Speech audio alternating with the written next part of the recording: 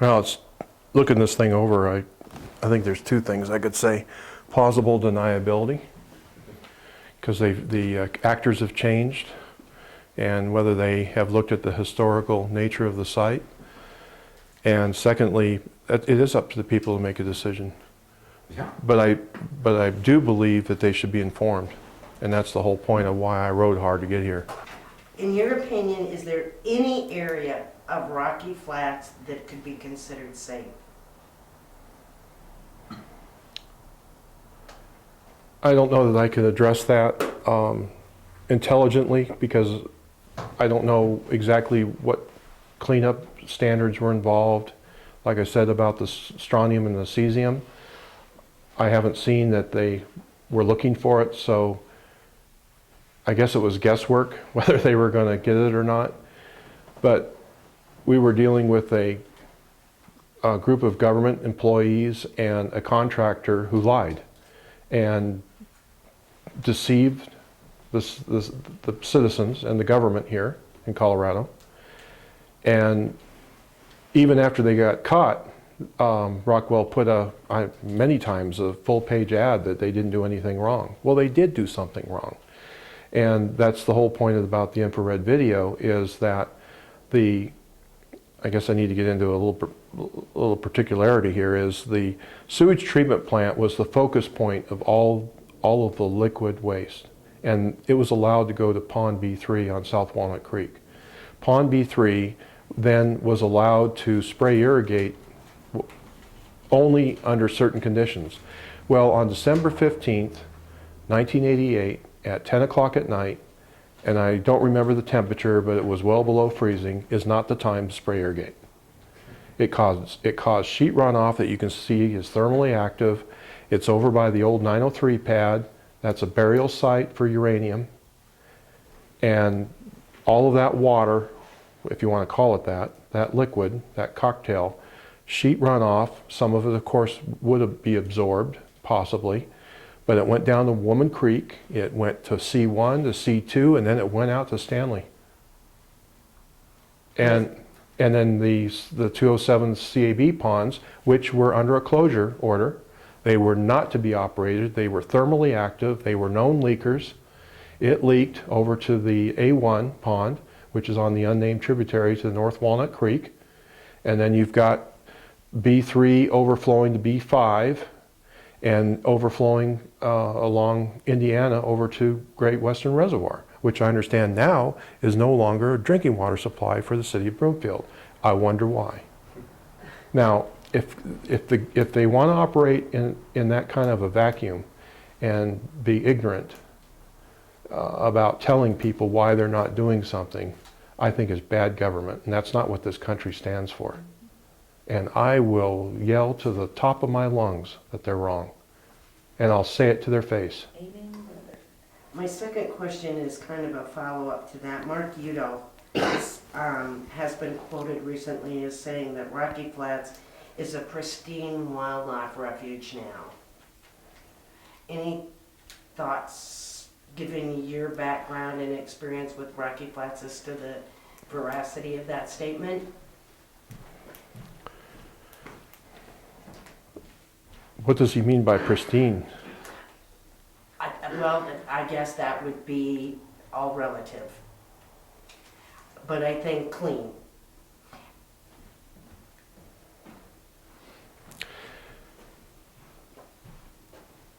You know, up in Alaska, the vines, in the pristine areas are so thick that you really can't walk it, and the trees are really old. And I've talked to people that know what they're talking about bringing back an area that's been logged. It takes 300 years to make it pristine again. So I don't understand it. I don't know what horticultural degree he has, and I don't know who his experts are, but the ones that I've talked to, there's no way it could be pristine, because I'm also going to say that I'm not sure that it was cleaned up appropriately for life to even be out there. And it's all a snow job, and I don't mean to be saying a pun in the middle of winter, but it's just not right. I don't agree.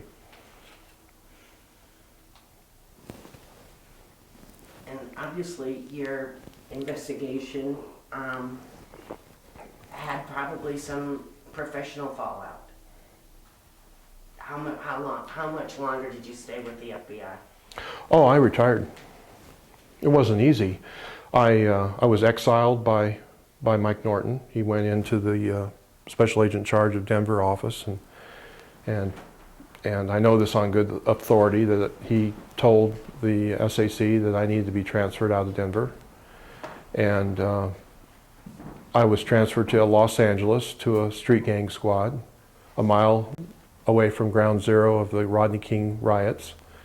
Popcorn was not the usual thing I heard out there. It was gunfire where I worked. And the financial and psychological violence that was imposed on my family was part of the transfer for not taking the company line and lying in front of Congress. And, I wasn't so worried about myself because I was a trained police officer. And if there's two sides to this. Number one, I'd already gotten my orders. And I need to tell you this, that in December of 1992, I felt like things were going south for me. And I asked my supervisor in the front office, what's the chances of me getting transferred? And they said, none, there's no money. Here it was 2 months into the new fiscal year and there was no money for transfers. But they found the money to transfer me in January of 93.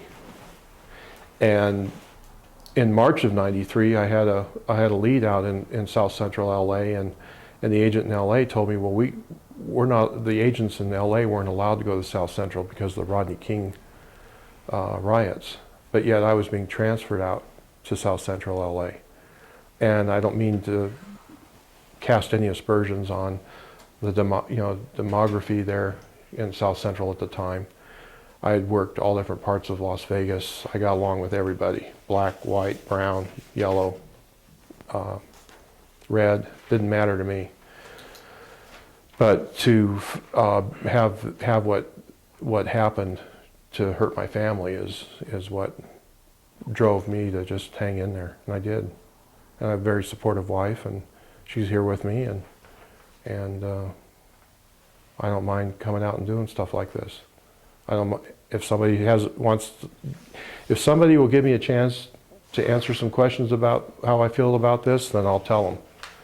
And maybe even give them a book so they can understand it better. But it was it ruined my career. I wasn't promotable anymore, and really. You basically became a liability. Oh, I would never worked environmental crimes again.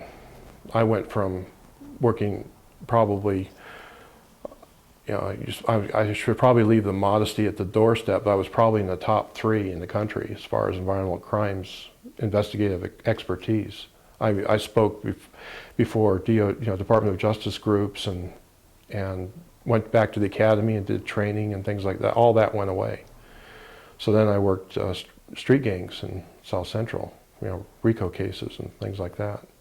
But I try to have fun at whatever I do. And I had always wanted to be an FBI agent, and that's why my wife named my company Mission Accomplished Investigations, because I got it done.